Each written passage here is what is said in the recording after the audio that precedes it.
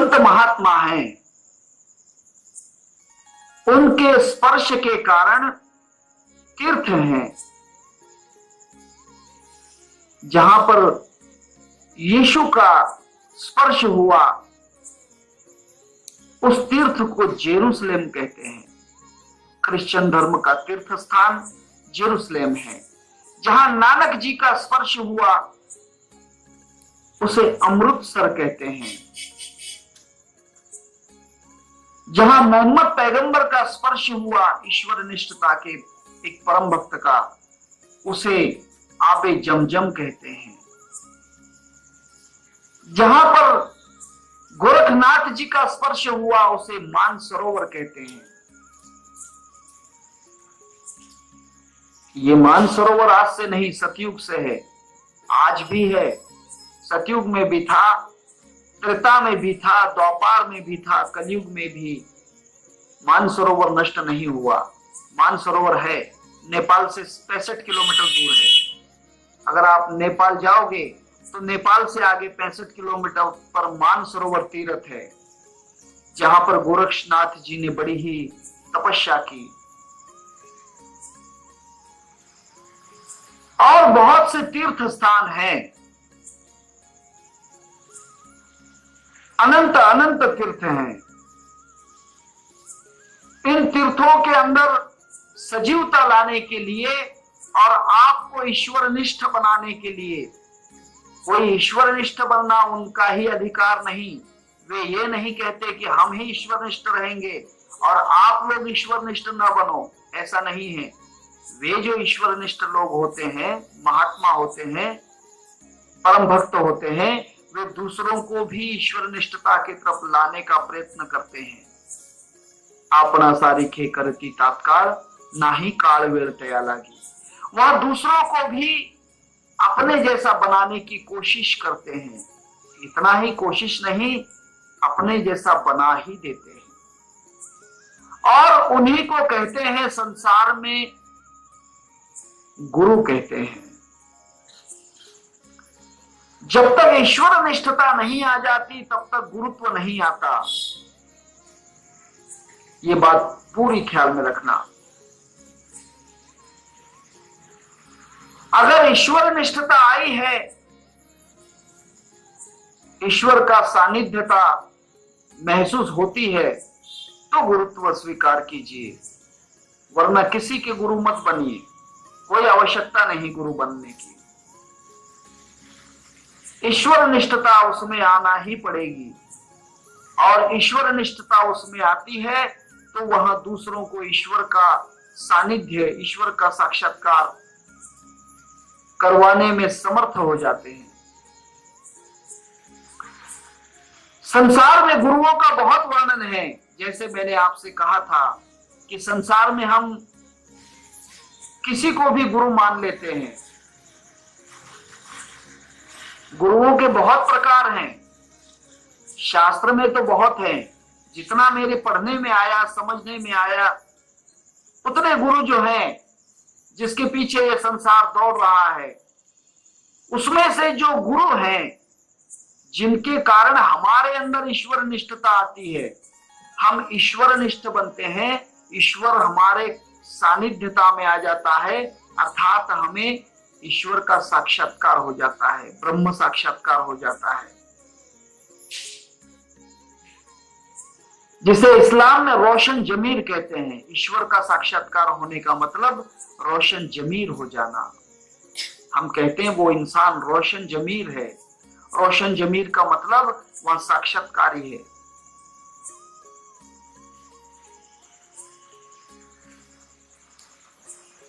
तब God father, Christian धर्म में गॉड फादर कहते हैं, जिसने भगवान को अपना पिता मान लिया और परमात्मा उसको अपने पुत्र के समान सानिध्य में रखता है, वही गॉड फादर के योग्य है। सभी गॉड फादर नहीं होते। आजकल तो सर्टिफिकेट मिलते हैं, पदवियां मिलती हैं गॉड फादर की, गुरुओं की भी पदवियां मिलती हैं। गुरु की पदवी भी एक रास्ते का खेल बन गया है। गॉड फादर रास्ते का खेल बन गया। रोशन जमीर रास्ते का खेल बन गया। ये बहुत सस्ता खेल हो गया है, परंतु सस्ता नहीं है। ये खेल सस्ता नहीं है, बहुत कठिन है। ऐसे जिन्हें हम ईश्वरनिष्ठ है, ईश्वरनिष्ठता की जो बात करते हैं, हम उसी को ईश्वरनिष्ठ समझ लेते हैं। ऐसे संसार में बहुत गुरु हैं जिनका शास्त्र में वर्णन किया है। जो मंत्र गुरु होते हैं, मंत्रों का उपदेश करते हैं, मंत्र गुरु। नमो भगवते रामकृष्ण हरि। मैं किसी का इसमें विरोध नहीं कर रहा हूं, जिसको जो करना है वो करता रहे। मैं ईश्वर निष्ठता की बात कर रहा हूं। मुझे किसी का कोई भी टीकात्मक नहीं कहना है। I am not criticising to anybody. मैं किसी की टीका नहीं कर रहा हूं, ये क्रिटिसिज्म नहीं। मंत्र गुरु हैं, कोई तंत्र गुरु हैं, कोई कोई साधना बतलाते हैं कि ये करो, वो करो, ऐसा करो, वैसा करो, ये जड़ी बूटी खा लो। ये तंत्र साधना है। कोई कोई गुरु राजगुरु होते हैं, राजा लोगों के गुरु होते हैं, बड़े बड़े श्रीमान लोगों के गुरु होते हैं, वो राजगुरु कहलाते हैं। कोई कोई कुल गुरु होते हैं, पिता के गुरु, फिर बेटे के गुरु, फिर पोते के गुरु, फिर परपोते के गुरु, वे कुल गुरु होते हैं।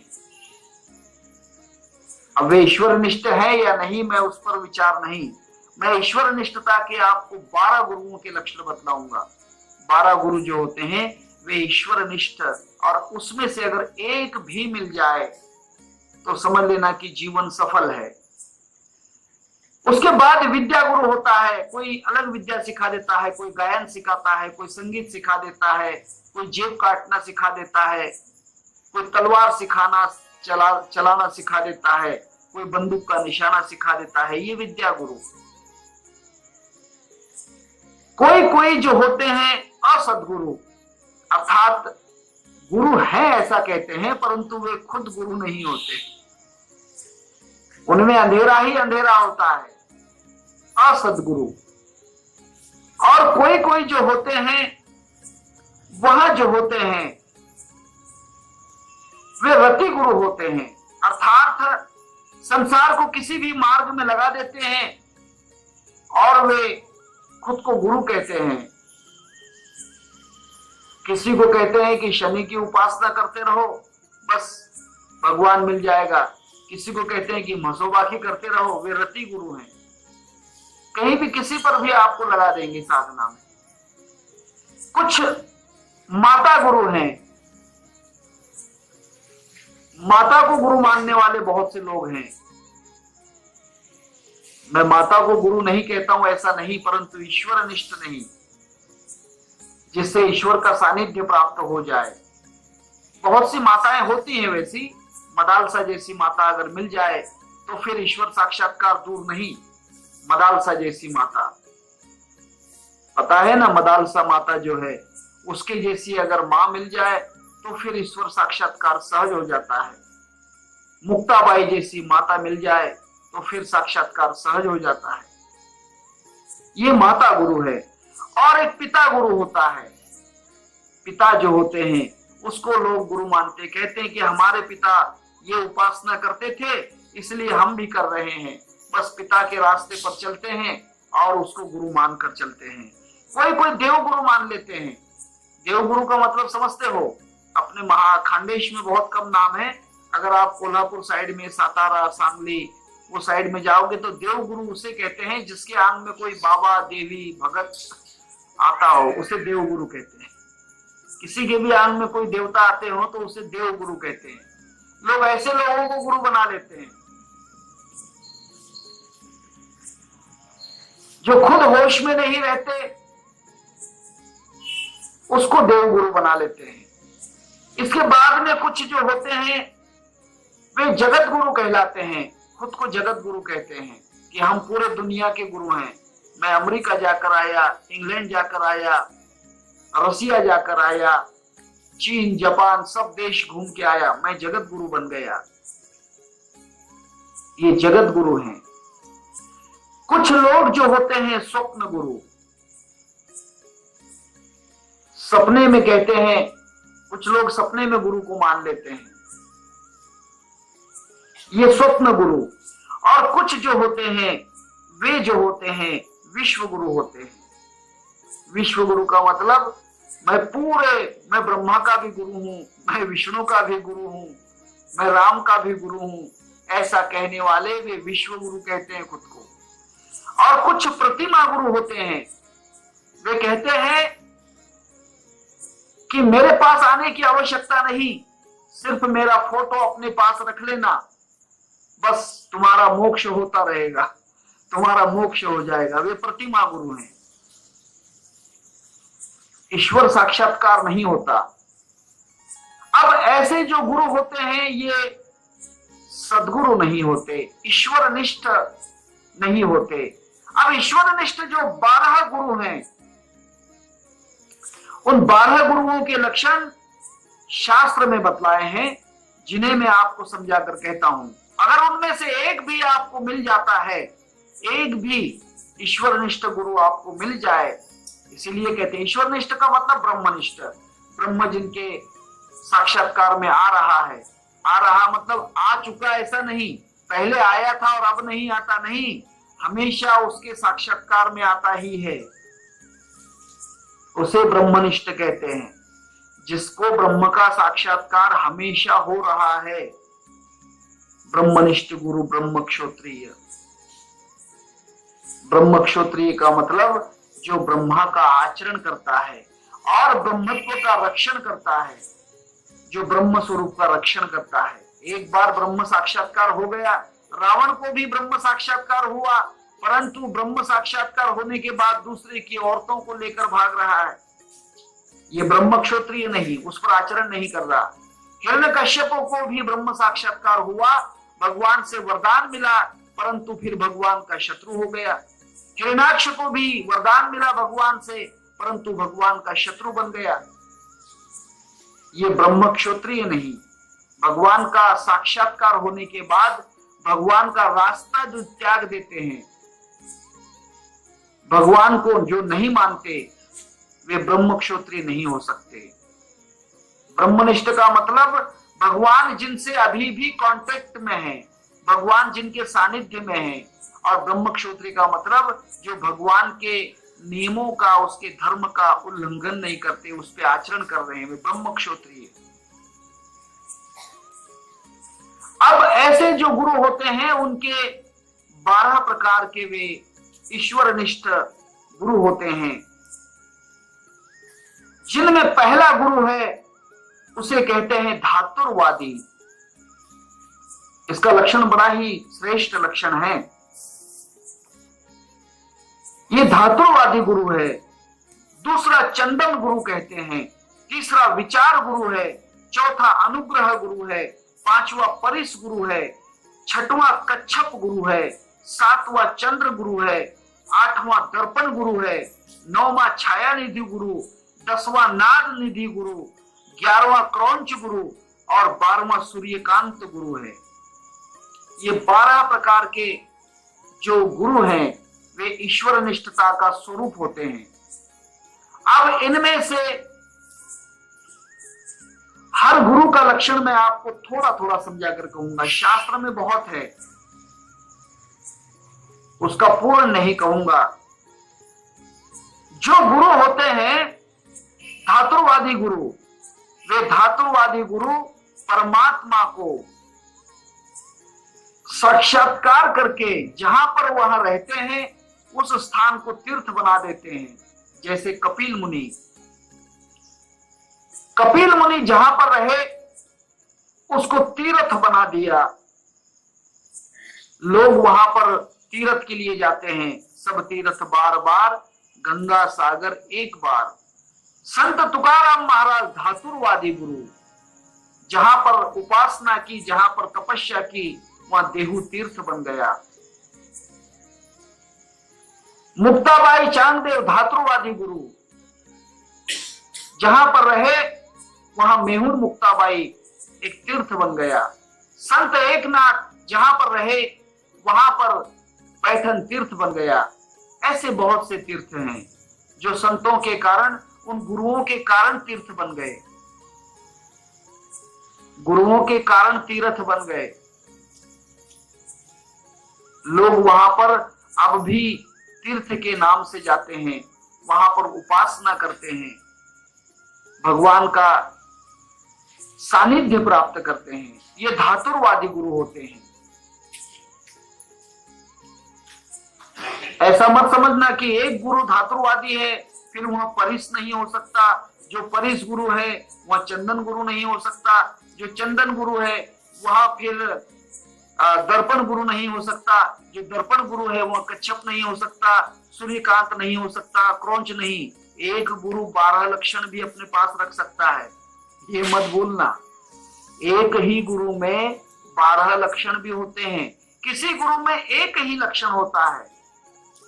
वे जहां रहते हैं वहां तीर्थ बन जाता है। जहां रहते थे, जहां रहते हैं उसे तीर्थ बन जाता है। सकल ही तीर्थे निवृत्ति चरणी, निवृत्तिनाथ जहां रहते थे सब तीर्थ वहीं आ जाते थे, उनके चरणों में सब तीर्थों का स्नान हो जाता था। उसे धातुवादी गुरु कहते हैं। दूसरा जो गुरु होता है उसे चंदन गुरु कहते हैं। चंदन गुरु उसे कहते हैं जो चंदन का गुण उसके अंदर होता है। तुकावणे गुण चंदनाचे अंगी, तैसे तुम्ही जगी संत जना। जिनमें चंदन के समान गुण होता है, अर्थात जो अच्छे को, बुरे को, भले को, मित्र को, शत्रु को, अपने को, पराये को अपना रंग दे देते हैं। संत बड़े दयाल के शीतल जिनका अंग, तपन बुझावे औरों की और देते अपना रंग।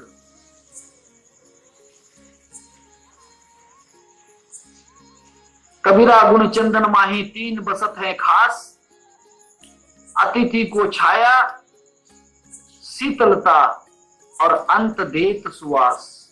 छाया देते हैं, शीतलता देते हैं। सांप जो शत्रु हैं, जहरीले हैं, उनको शीतलता देते हैं। आने वाले अतिथि को छांव देते हैं, और कोई उनको जला देता है, नष्ट कर देता है, उसे खुशबू देते चले जाते हैं। कबीरा गुण चंदन माही, 3 बसत है खास। अतिथि को छाया, शीतलता और अंत देत सुवास। तुकावणे गुण चंदनाचे अंगी, तैसे तुम्ही जगी संत जना। ऐसे कुछ गुरु होते हैं जो किसी का धर्म भेद नहीं करते, पंथ भेद नहीं करते, स्त्री पुरुष भेद नहीं करते, ऊंच नीच जात पात का भेद नहीं करते। एक जगह की बात है, सिद्धरामेश्वर महाराज बंबई में गोरेगांव प्रवचन के लिए गए थे। ढोंडोपंत महाराज के गुरु थे। प्रवचन के लिए गए, साथ में पोरड़े वकील थे। पोरड़े वकील बड़े प्रिय भक्त थे। अप्पा मेरे साथ में आए हैं गोरेगांव। उस पोरड़े वकील ने उनकी सेवा में अपनी जितनी भी संपत्ति थी वो संपत्ति उनको बहाल कर दी, अर्थात दान कर दी। उनका तुला दान किया और उनके बराबर, उनके वजन के बराबर चांदी का दान किया। गुरु ने कहा कि मुझे तो नहीं चाहिए, ठीक है तुम दान देते हो, उससे तुम्हारा पुण्य है, परंतु मैं इसका क्या करूं। तब उन्होंने उसी जो चांदी है उसकी पालकी बनाई, छत्र बनाया और गुरु का सिंहासन बनाया और पादुकाएं आदि बनाई। अभी भी वहां पर हैं गोरेगांव में। एसवी मार्ग कहते हैं उसे, स्वामी विवेकानंद मार्ग, एसवी मार्ग, पश्चिम गोरेगांव। वहां पर उस पोरड़े वकील के साथ सिद्धरामेश्वर महाराज जब जा रहे थे, कार में जा रहे थे। कार में जाते समय सिद्धरामेश्वर महाराज जी एक जगह रुके और कहा कि मुझे थोड़ा यहां पर रुकना है। उसने कहा कि यहां कहां रुकोगे, बस ये बस्ती है, इस बस्ती में मुझे रुकना है। उसने कहा कि महाराज ये तो शूद्र लोगों की बस्ती है, यहाँ तो बड़े ही गंदे लोग रहते हैं, मांस मदिरा खाते हैं, गालियां बकते हैं, शराब पीते हैं, शराब बेचते हैं, बुरा कर्म करते हैं, और तुम इसमें जा रहे हो। आप इतने बड़े महान संत, इतने बड़े महान गुरु हो, और फिर आप इसमें जा रहे हो। सिद्धरामेश्वर ने कहा कि पोरड़े एक काम कर, तू तुझे घर ही जा, पोरड़े तुम अपने घर चले जाओ, मैं इनसे मुलाकात करूंगा, इनके साथ सत्संग करूंगा, इनसे कुछ अच्छा वार्तालाप करूंगा, तब मैं शाम के समय अपने आश्रम पर आ जाऊंगा। मठ है वहां पर गोरेगांव में, वहां पर मैं आ जाऊंगा। पोरड़े वकील चले गए। चले जाने के बाद करीब 5-6 घंटे के बाद सिद्धरामेश्वर महाराज अपने मठ पर पहुंचे। अभी मठ है वो, पहले कुटिया थी, घास फूस की कुटिया थी। अभी तो मेरे ख्याल से अभी भी आरसीसी बांधकाम नहीं है, अभी भी पतरे ही है उसके ऊपर, आरसीसी नहीं है, कंस्ट्रक्शन कच्चा बांधकाम। उस कुटिया में गए, प्रवचन में बैठे, पोरड़े रोने लगा। उसने कहा कि महाराज मैंने अपने आप को वकील समझा और मैं अपने आप को श्रेष्ठ समझता था। मैं इन गुनहगारों की बस्ती में क्यों जाऊं, शराब बेचने वालों की, शराब पीने वालों की, चोरी करने वालों की बस्ती में क्यों जाऊं, ये सोचकर, क्योंकि मैं एक वकील था, एडवोकेट था, आज से मैं एडवोकेट का इस्तीफा देता हूं। वकालत छोड़ दी। सिद्धरामेश्वर महाराज के शिष्य पोरड़े वकील ने वकालत छोड़ दी और कहा कि महाराज आज से, जब तक मैं वकील था तब तक मैं लोगों को छोटा, गुनहगार और पापी समझता था, अब नहीं। और उस दिन से वे सिद्धरामेश्वर महाराज के परम निष्ठ भक्त हुए। ऐसे ईश्वर निष्ठ लोग होते हैं जो चंदन गुरु होते हैं। कभी भी किसी में भेद नहीं। विष्णुमय जग वैष्णवांचा धर्म, भेदा भेद भ्रम अमंगल। वे चंदन गुरु होते हैं। इसके बाद विचार गुरु होता है। कुछ गुरु सारासार विचार कहते हैं, अच्छे का और बुरे का विचार समझाते हैं, जिनके विचार समझाने के कारण मनुष्य बुराइयों को छोड़ देता है, बुराइयों का त्याग करता है, अच्छाइयां ग्रहण करता है। ऐसे बहुत से गुरु हैं जिनको संसार ने माना है। गांधी जी हुए जो विचार गुरु हैं, लोगों में विचार निर्माण किया, अहिंसा व्रत, बुरा मत सुनो, बुरा मत देखो, बुरा मत कहो। उस विचार का इतना प्रभाव हुआ कि उसके जितने भी अनुयायी थे वे अहिंसक हुए। अब नहीं कहता हूं मैं, क्योंकि अब उनके नाम का सिर्फ एक ही बोलबाला हो गया है, खादीधारी। गांधी जी का एक ही गुण लोगों ने धारण कर लिया, गांधी जो है खादीवादी। खादी का बस व्यवहार जान लिया। बड़े बड़े मंत्री, बड़े बड़े लोग जो होते हैं वे सिर्फ गांधी जी का चरखा घुमाते हैं और कहते हैं कि हम गांधीवादी हैं।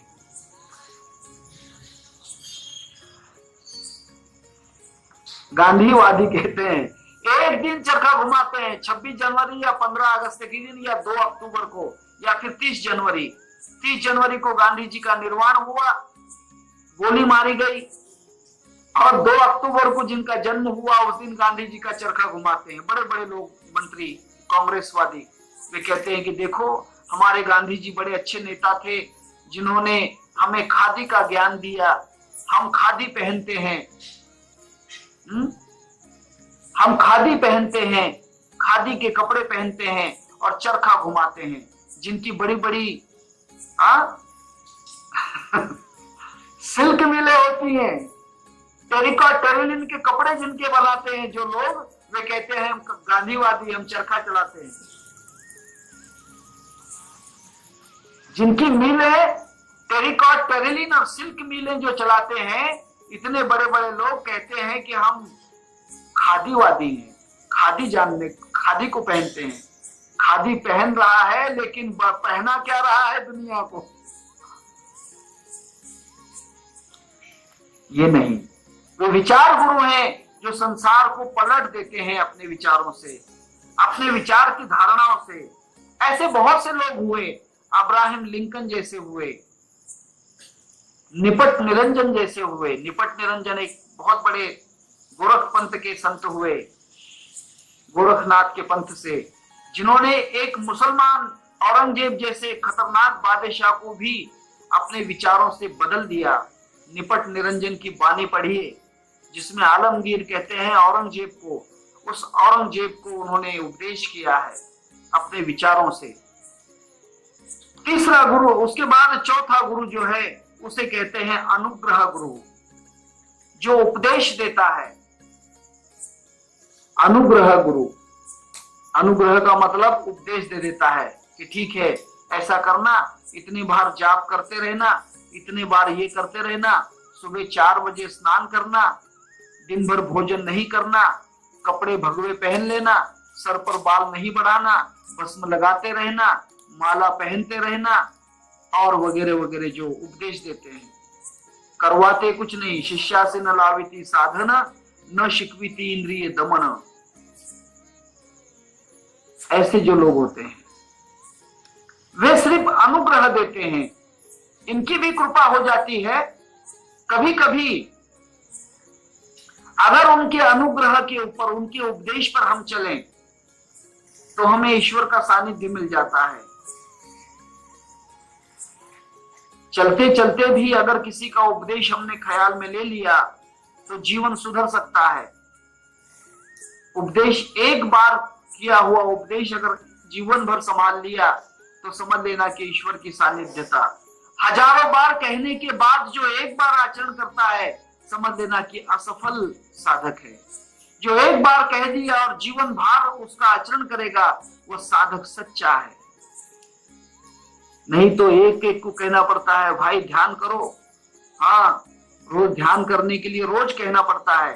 रोज कहो तब वो एकादशी के दिन ध्यान करेगा या चतुर्थी के दिन ध्यान करेगा।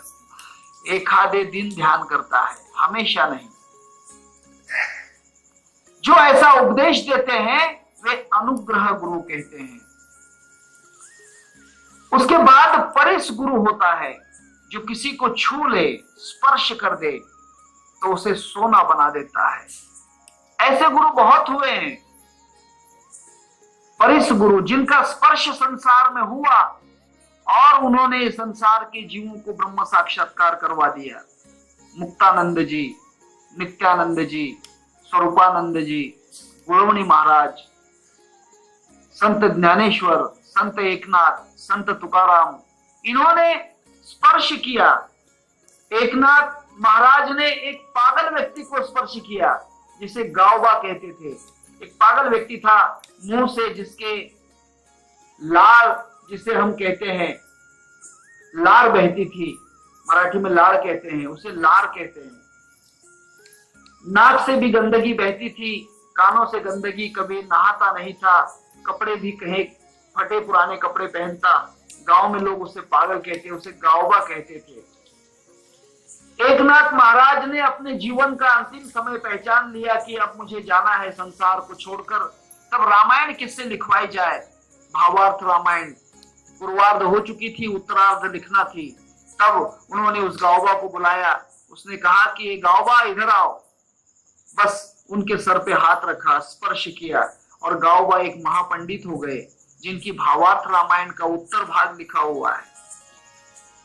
स्पर्श किया, मूकम करोति वाचालम पंगु लंघयते गिरिम।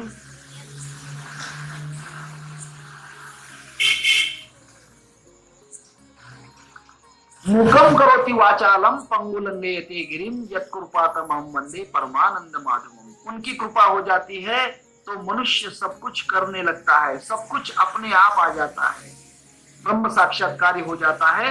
उसे परिस गुरु कहते हैं। जैसे परिस लोहे को अगर छू ले तो उसे सोना बना देता है, ऐसे कोई संत महात्मा किसी को स्पर्श कर दे तो ब्रह्म का साक्षात्कार का अधिकारी बना देता है, उसे परिस गुरु कहते हैं।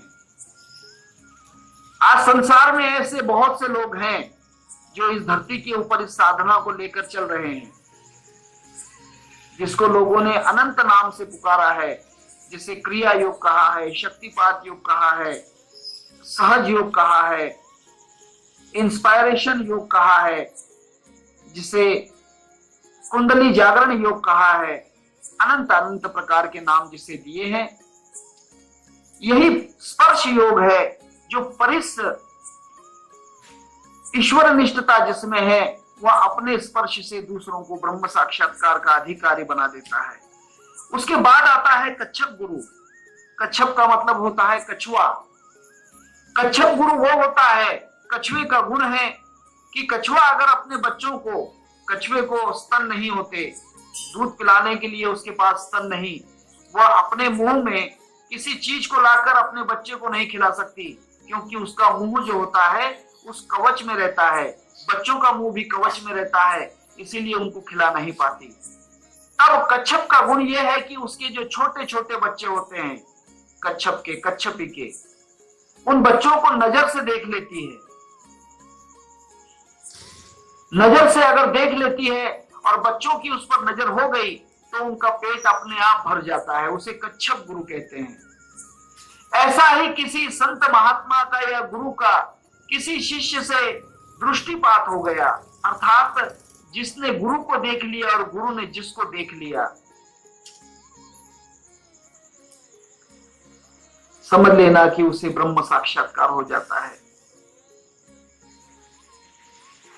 इसीलिए तो एक बहुत अच्छा पद गाना है, पद भी है गाना भी है, बैजू बावरा जिसमें है, वे अपने गुरु के लिए ढूंढ रहे हैं, जिनके गुरु कच्छप गुरु हैं, जिनकी दृष्टि से उन्हें ज्ञान प्राप्त होने वाला है, गायन का ज्ञान। वे गुरु की वंदना करते हैं, दर्शन दो।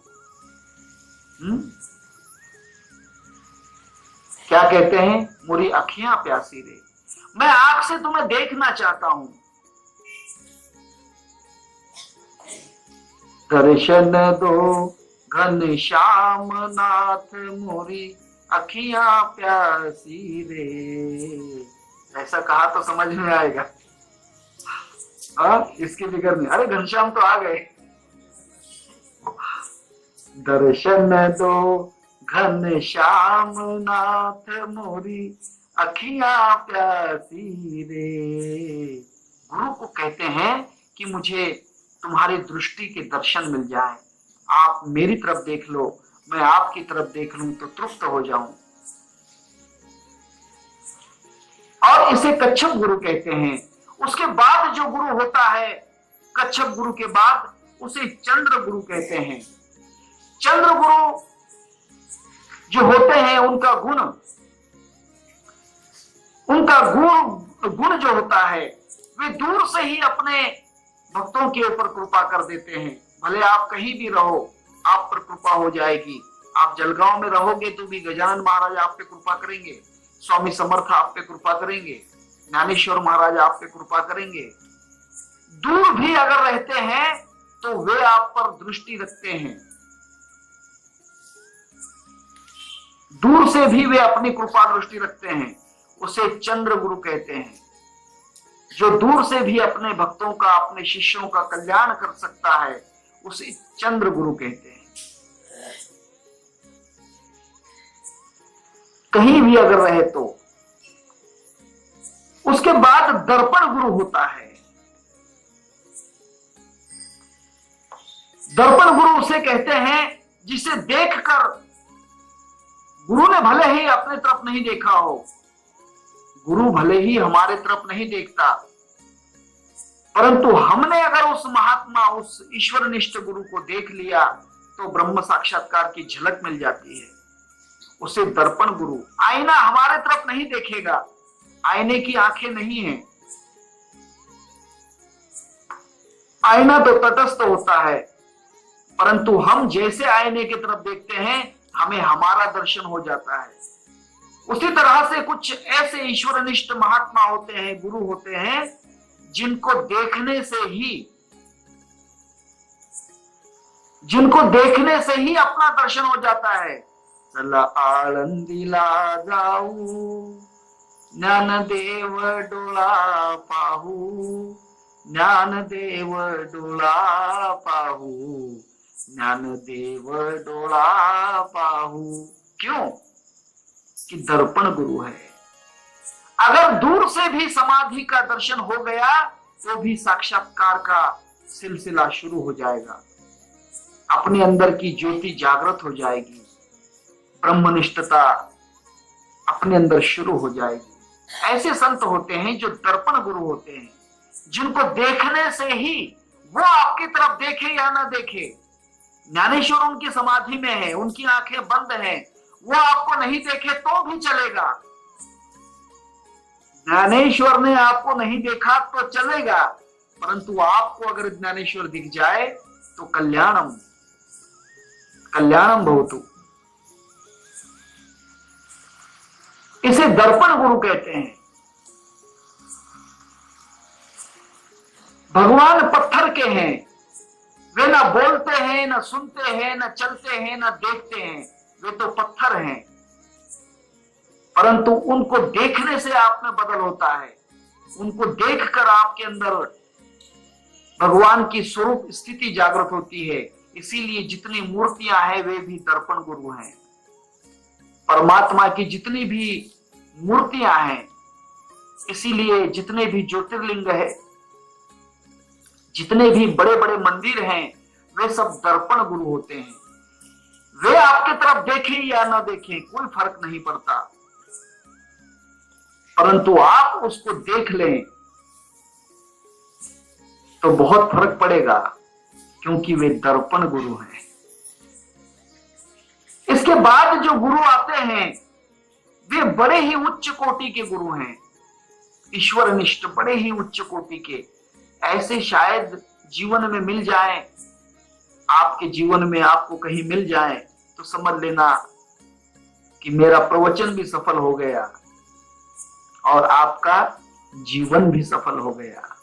ऐसे जो ईश्वरनिष्ठ हैं, उसमें से जो गुरु होता है छाया निधि।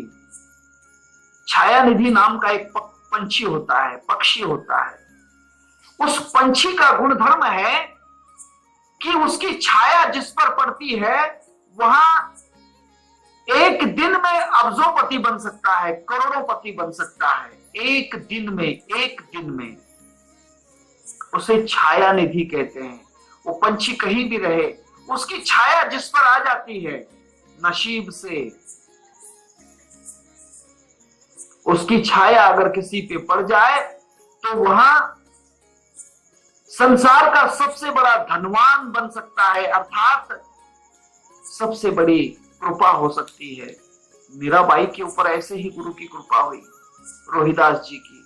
रोहिदास छाया निधि गुरु हैं, जिनके छाया से ही रोहिदास तो बहुत दूर रहते थे, क्योंकि मीराबाई राजपूत थी और ये जात के चमार थे। मीराबाई उनको स्पर्श नहीं कर सकती थी। लोग कहते कि चमार को स्पर्श करेगी, एक राजपुताना, और वो भी राजा की रानी, चित्तौड़गढ़ के राजा की रानी एक चमार को स्पर्श करेगी। और हे चमार, हे रोहिदास, तुम उस कन्या को स्पर्श नहीं करना, वो रानी है, राजपूत है, तुम शुद्र हो। परंतु देखिए क्या भाग्य की बात है, रोहिदास की सिर्फ छाया पड़ी मीराबाई के ऊपर, छाया, और मीराबाई ब्रह्म साक्षात्कारी बन गई। पायो जी मैंने राम रतन धन पायो, वस्तु अमोलिक दी मोरे सतगुरु, वस्तु अमोलिक दी मोरे सतगुरु, कृपा कर अपनायो अपनायो पायो जी मैंने राम रतन धन। ये छाया निधि गुरु हैं, जिनकी छाया भी किसी पर अगर पड़ जाती है तो वह ब्रह्म साक्षात्कारी। जैसे छाया निधि पंछी की छाया किसी भी प्राणी के ऊपर पड़ जाए तो वह जीवन में सबसे बड़ा धनवान बन जाता है। आप कहोगे कि मनुष्य पे पड़ेगी तो ही धनवान बनेगा क्या? नहीं, कुत्ते पे अगर पड़ गई तो वो भी धनवान बन जाएगा, वो राजा का कुत्ता बन जाएगा। इतना बड़ा धनवान राजा उस कुत्ते को अपने साथ में लेकर फिरेगा। घोड़े पे पड़ जाए तो वह घोड़ा भी राजा के सवारी बन जाएगी। इतना बड़ा जो राजा है, धनवान है, वह उसके ऊपर बैठकर चलेगा। किसी पर भी छाया पड़ जाए, किसी पर भी छाया, अगर कोई पेड़ पौधे पर छाया पड़ जाती है, कोई फूलों पर छाया पड़ जाती है, फूल के पौधे पर, तो उसकी फूलों की माला राजा के गले में चली जाती है, उसकी कीमत बढ़ जाती है। किसी पर भी छाया पड़ जाए उसकी कीमत बढ़ जाती है। छाया निधि गुरु।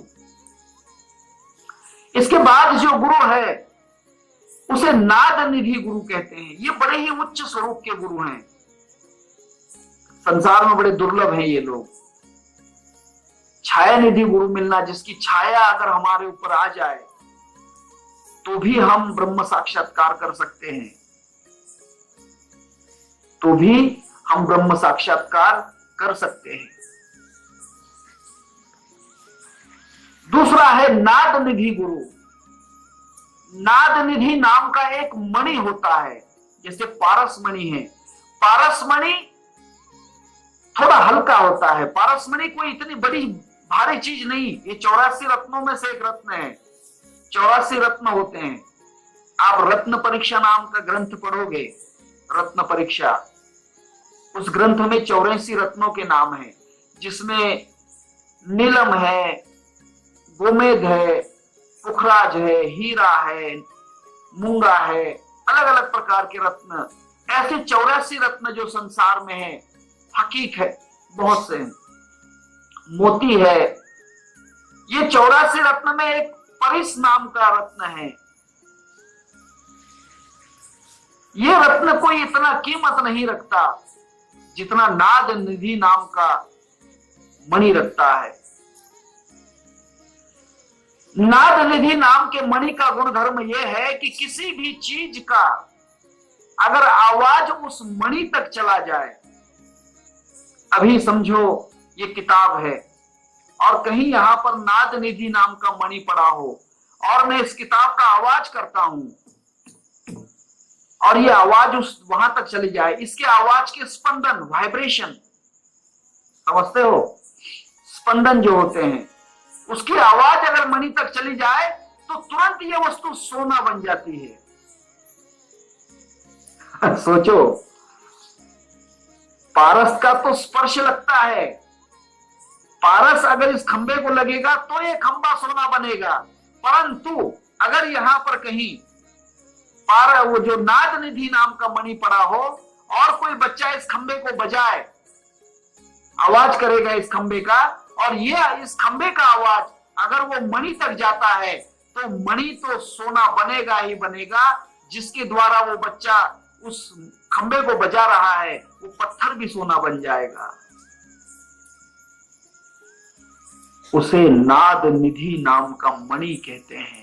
और ऐसे नाद निधि गुरु होते हैं जिन तक हमारी आवाज भर पहुंच जाए, बाकी कुछ नहीं।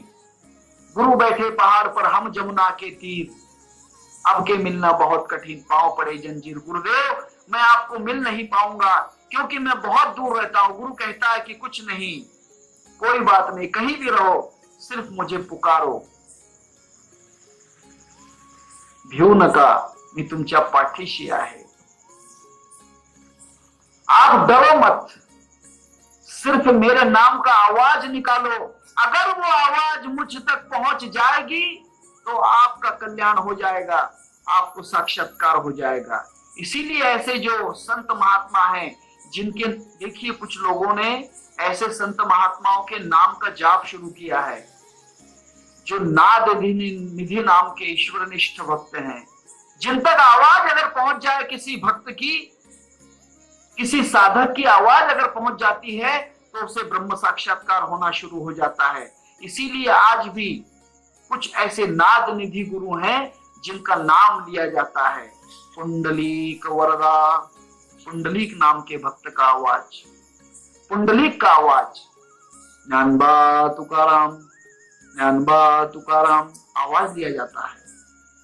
निवृत्ति ज्ञानदेव सोपान मुक्ताबाई एकनाथ नामदेव तुकाराम, निवृत्ति ज्ञानदेव सोपान मुक्ताबाई एकनाथ नामदेव तुकाराम। क्यों कहा जाता है? क्यों कि वह नाद निधि है। परमात्मा का नाम भी नाद निधि है। अगर परमात्मा का नाम परमात्मा तक उसकी आवाज पहुंच जाती है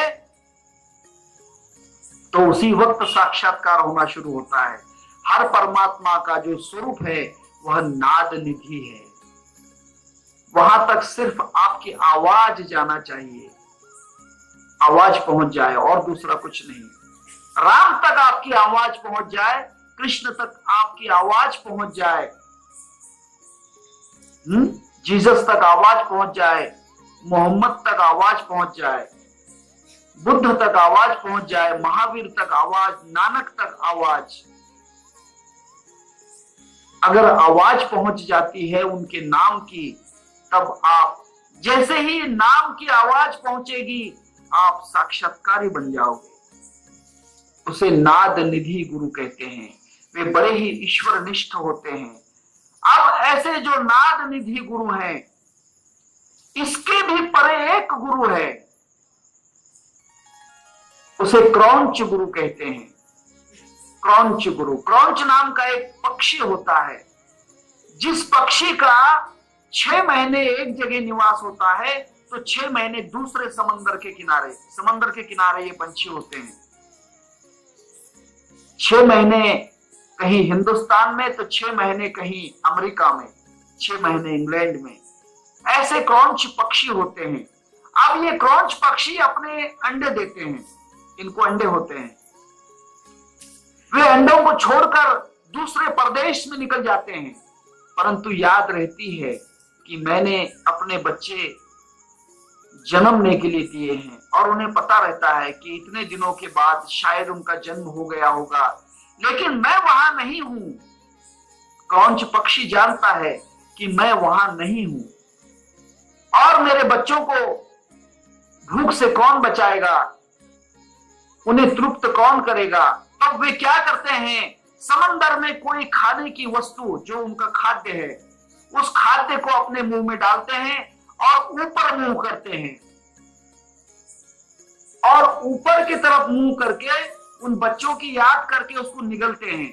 जैसा ही उन्होंने उस निवाले को अपने अंदर उतारा, उधर बच्चों का पेट भर जाता है।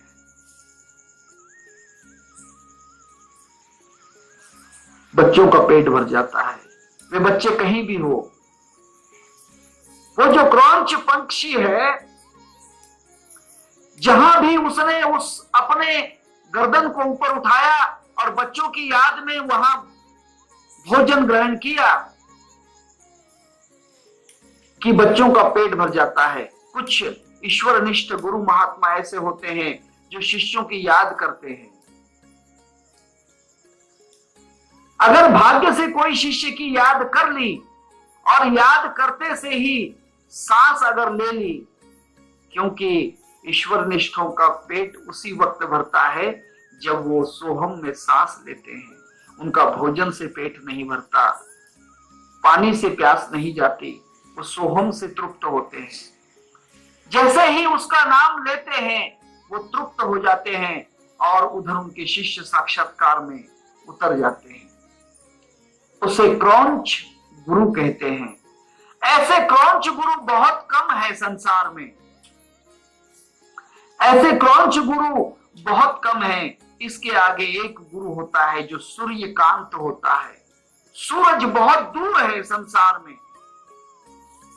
कहते हैं कि 64 करोड़ किलोमीटर यहां से दूर है सूरज। 64 करोड़ किलोमीटर बहुत दूर है, फिर भी उसकी किरण एक मणि के ऊपर पड़ती है, सूर्य से अग्नि प्रकट कर लेता है। तुका म्हणे येथे पाहिजे यातीचे, येड्या गवाऱ्याचे काम नव्हे। जो गुरु का परमनिष्ठ भक्त होता है, गुरु की कहीं से भी दृष्टि रूपी किरण उस पर पड़ जाए तो वहां से उस शिष्य के अंदर साक्षात्कार जागृत हो जाता है। ऐसी दृष्टि रखने वाले जो गुरु होते हैं वे सूर्यकांत गुरु होते हैं, जो कहीं से भी दृष्टि रखें तो भी शिष्य के ऊपर साक्षात्कार की वर्षा हो सकती है, वर्षत सकल मंगली। परंतु ऐसे ईश्वर निष्ठ भक्त गुरु मिल जाना चाहिए, महात्मा मिल जाना चाहिए। ऐसे जो ईश्वर निष्ठ महात्मा अगर मिल जाते हैं, जो मैंने आपको बतलाए, जो धातुरवादी गुरु, चंदन गुरु, विचार गुरु, अनुग्रह गुरु, परिस गुरु और कच्छप गुरु, चंद्र गुरु, दर्पण गुरु, छाया निधि गुरु, नाद निधि गुरु, पंच गुरु और सूर्यकांत गुरु, ऐसे जो गुरु अगर ऐसे संत महात्मा ऐसे ईश्वरनिष्ठ मिल जाते हैं तो जीवन में साक्षात्कार की वर्षा हो जाती है। आलिंगन घडे मोक्ष सायुज्यता जोडे, ऐसा संतांचा महिमा झाली बोला याची सीमा। उनको देख भी लिया तो भी, अगर नजर में आ गए तो भी, उन्होंने नजर कर दी तो भी, हमने उनसे बोल लिया तो भी, उन्होंने हमसे बोल लिया तो भी, स्पर्श हुआ तो भी, स्पर्श न हुआ तो भी, जिनकी कृपा दृष्टि हमेशा बनी रहती है, जिनकी कृपा दृष्टि हमेशा बनी रहती है, वे ईश्वर निष्ठ है। संत ज्ञानेश्वर महाराज भगवान से विनंती करते हैं कि हे विश्वात्मक भगवान, ईश्वर निष्ठांची मालियाळी, ऐसे जो ईश्वर निष्ठ हैं, परमात्मा को अपने समक्ष अपने साथ रखते हैं, अर्थात साक्षात्कार, हमेशा साक्षात्कार में लीन रहते हैं, ऐसे ईश्वर निष्ठों की उन पर कृपा हो जाए। ईश्वर निष्ठांची मालियाळी, परंतु यहाँ 1 मिनट के लिए नहीं, 1 घंटे के लिए नहीं, 1 सेकंड के लिए नहीं, 1 दिन के लिए नहीं, 1 महीने के लिए नहीं, सप्ताह के लिए नहीं, वर्ष के लिए नहीं, 1 जीवन भर के लिए भी नहीं। अनवरत भूमंडली भेट तू यावता, इस पर कल विचार करेंगे। अनवरत का मतलब जो कभी भी इनका सानिध्य खत्म न हो। नहीं तो आप कहेंगे कि ईश्वर निष्ठ आ गए, आज दर्शन दिया और फिर चले गए। नहीं नहीं नहीं, ऐसा नहीं। हे भगवान, ये ईश्वर निष्ठ जो हैं, ऐसे महात्मा इस संसार में हमेशा रहें। अनवरत भूमंडली, हमेशा मिलते रहें, हमेशा मिलते रहें। वे कभी संसार को त्याग कर न जाएं।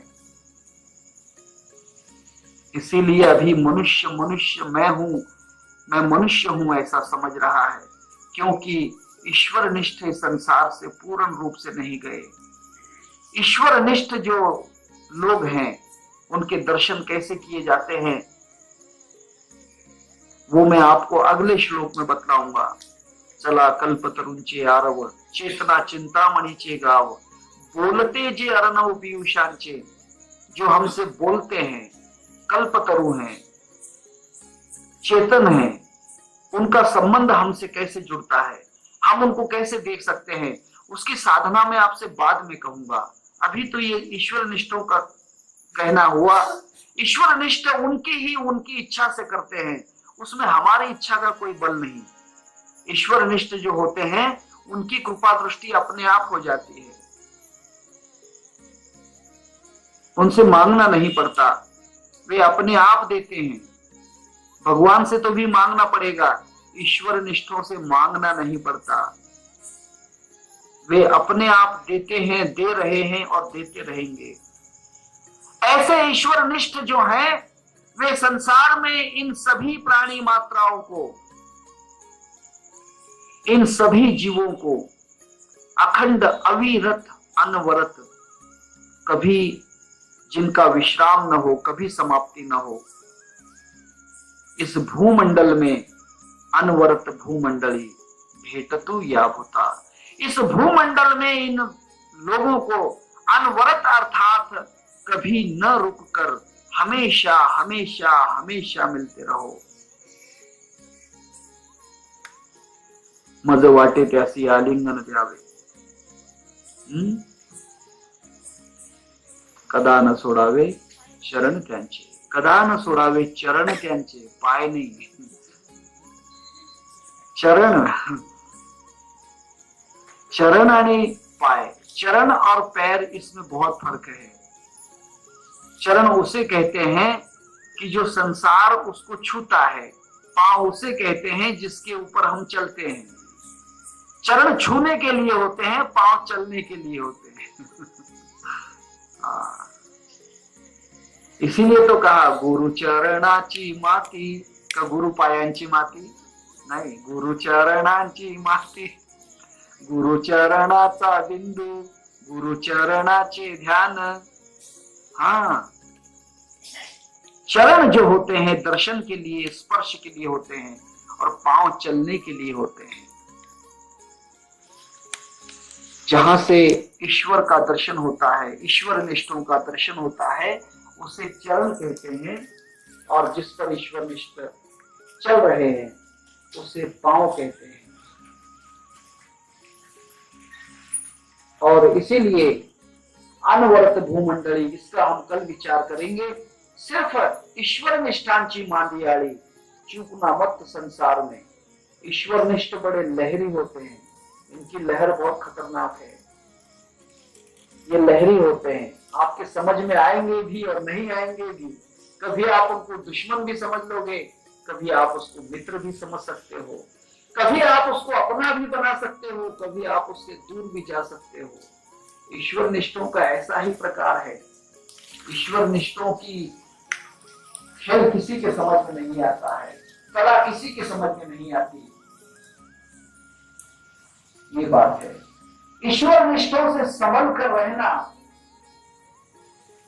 बहुत कठिन है, उनके पास रहना। ईश्वर निष्ठ जो होते हैं उनके साथ रहना बड़ा ही कठिन है। सूरज के साथ रहना अपने आप को जला देना है, चंद्रमा के साथ रहना अपने आप को ठंडक में डाल देना है, क्रौंच के साथ रहना उससे दूरी में चला जाना है, चंदन के साथ रहना अपने स्वरूप को भुला देना है, पर इसके साथ रहना खुद को बदल देना है। पर इसके साथ रहोगे तो लोहे का लोहापन चला जाएगा, सोना बनना पड़ेगा, अपने स्वरूप को बदल देना है। छाया निधि के पास जाओगे तो उसकी छाया में ही रहना पड़ेगा, उसकी छाया छोड़ के नहीं जा सकते। दृष्टांत तो बहुत अच्छा था, समय नहीं है, छाया नहीं छोड़ के जा सकते। ख्याल कीजिए, नाद निधि का साथ करोगे तो उसका नाद अर्थात उसके नाम को नहीं भूलना चाहिए, उसके नाम को नहीं भूलना चाहिए। धातुवादी का संबंध करोगे तो फिर उसके सानिध्य में रहना पड़ेगा।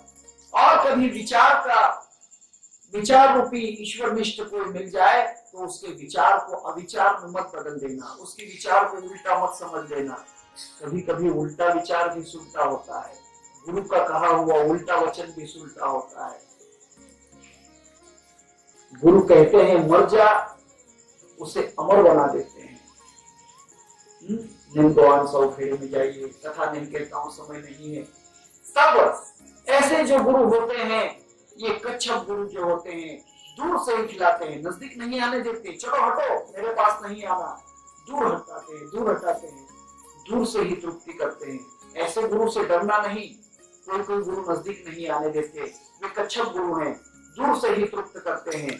कोई कोई गुरु दर्पण है, वो कहते हैं कि मैं तुम्हारी तरफ नहीं देखूंगा, तुम्हें आवश्यकता है तो मुझे देखो, मैं तुम तक नहीं आऊंगा, तुम्हारी आवश्यकता है तो मुझ तक आ जाइए। कुंडली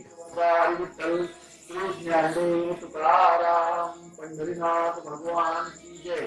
श्री संत ज्ञानेश्वर महाराज की जय। हरे राम राम राम हरे हरे, हरे कृष्ण कृष्ण कृष्ण हरे हरे, हरे राम राम राम हरे हरे, हरे कृष्ण कृष्ण कृष्ण हरे हरे। गोपाल कृष्ण भगवान की जय। श्री संत ज्ञानेश्वर महाराज की जय। उद्याच्या दिवशी आपण